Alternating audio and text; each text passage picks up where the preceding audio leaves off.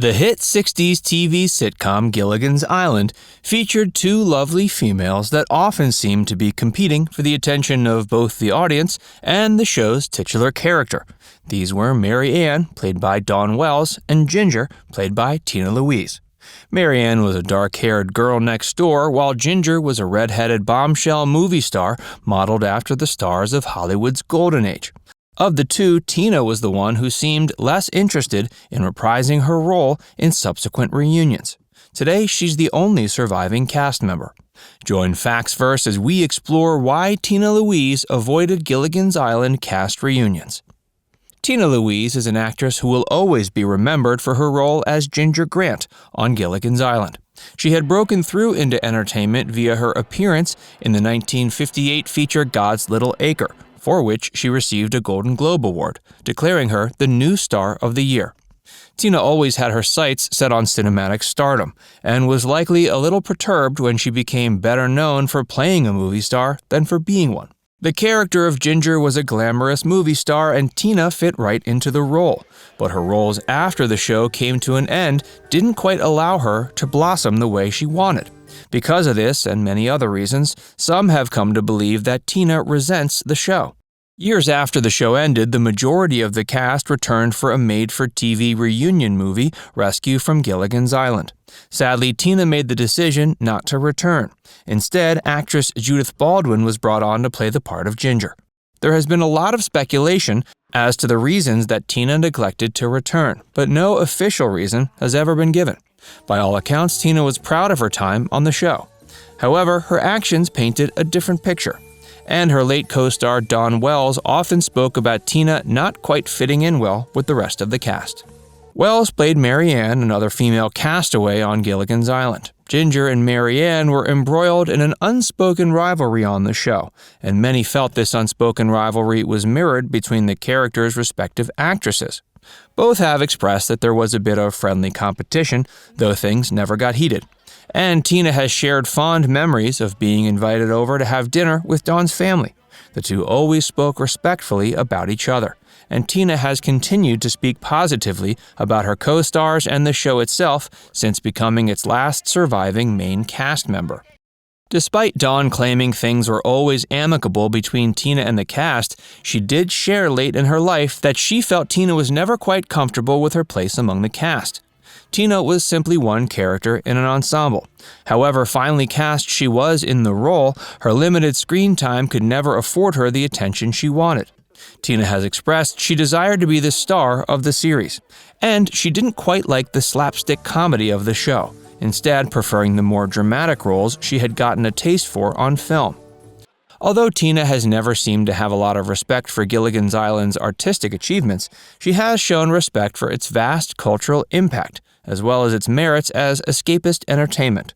Tina has shared she believes the show helped audiences cope with the dark political events of the time, which included the Vietnam War, the Cuban Missile Crisis, and the assassination of John F. Kennedy. She says the somewhat silly show was able to give the audience a necessary escape from the dire reality that seemed to be closing in from all directions. After Gilligan's Island came to an end, Tina never quite achieved the Hollywood stardom she desired. Instead, she remained best known as Ginger, despite her refusal to participate in the show's reunion films. In 1975, she appeared in the Stepford Wives. Subsequently, she appeared on the programs The Love Boat and Dallas. Hey, if you're enjoying this video so far, make sure you give it a like and subscribe to Factsverse if you haven't already. Tina Louise was born February 11, 1934, in New York City. Her parents divorced when she was 4, and she was subsequently raised alone by her mother. Her mother was a fashion model, and many of her values were instilled in the young Tina, who went on to exemplify them during her own career in entertainment. Tina's father was the owner of a candy store in Brooklyn before separating from Tina's mother, and Tina's first acting gig was in a commercial for the store at age 2. She always had an interest in entertaining and performing, which resulted in her choosing to study dance, singing, and acting at Manhattan's neighborhood playhouse when she was 17. She began receiving job offers for various modeling gigs, even appearing in Playboy in the late 50s. By the time she appeared in Playboy, she'd already had some notable roles on Broadway. She made her debut in '52, acting in Bette Davis's musical revue Two's Company. She followed this up with several roles in other notable productions, including The Fifth Season and Lil Abner. She also appeared in some live television dramas, including Producer's Showcase and Studio One. Tina's sights were set on film, and she broke through in a big way with her performance in 1958's God's Little Acre. After that, she appeared in a few other films to try to increase her mainstream appeal. She starred in Day of the Outlaw before venturing into Italian cinema. She had a few Italian film roles, including a starring role in Garibaldi, a 1961 film directed by Roberto Rossellini. After returning back to the U.S., she became an official member of the Actors Studio and began studying her craft under Lee Strasberg. In 1964, Tina took the role of Ginger on Gilligan's Island. Although the role wasn't much, Tina was hoping it might lead to bigger and better things. And she thought she might be able to work her way up to having a bigger role on the show. Despite the show becoming a massive success, the character of Ginger was always slightly less popular with the audiences than her rival Mary Ann. Tina has been married once in her life, to talk show host and radio announcer Les Crane. The two were married in 1966 and had a daughter named Caprice in 1970. Sadly, they divorced in 1971 and Tina never remarried. Caprice went on to become a TV producer and novelist. She's produced shows for MTV and had her first novel published in 2006. Tina has written a few books herself, including a memoir and a children's book. Sunday, a memoir, was released in 1997, and the children's book When I Grow Up was released in 2007. She released a follow-up children's book in 2009. Nowadays, Tina's biggest contribution to the arts is as a voting member of the Academy of Motion Picture Arts and Sciences. This means Tina has a hand in choosing the winners at the Academy Awards.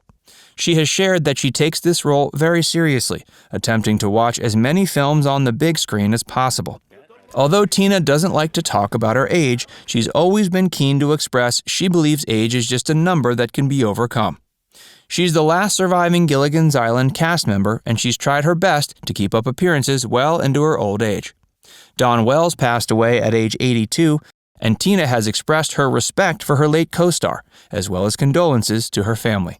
It appears as if Tina holds no grudge towards Dawn for her character stealing the spotlight on Gilligan's Island. Tina has also expressed some serious retrospective fondness for the character of Ginger. She's balked at the notion of competition between the two, suggesting that there is simply a character for all tastes, with neither being better or worse. She believes that the Gilligan's Island writers really developed the character into something special over the course of the show's run. But these positive feelings still weren't enough to get Tina to come back for the reunion films. Now it's time to hear from you. Comment down below to share if you like Ginger better or Mary Ann. Let us know in the comments section below, and before you go, make sure you give this video a like and subscribe to Facts First if you haven't already. Click the bell icon to stay updated on all our latest content.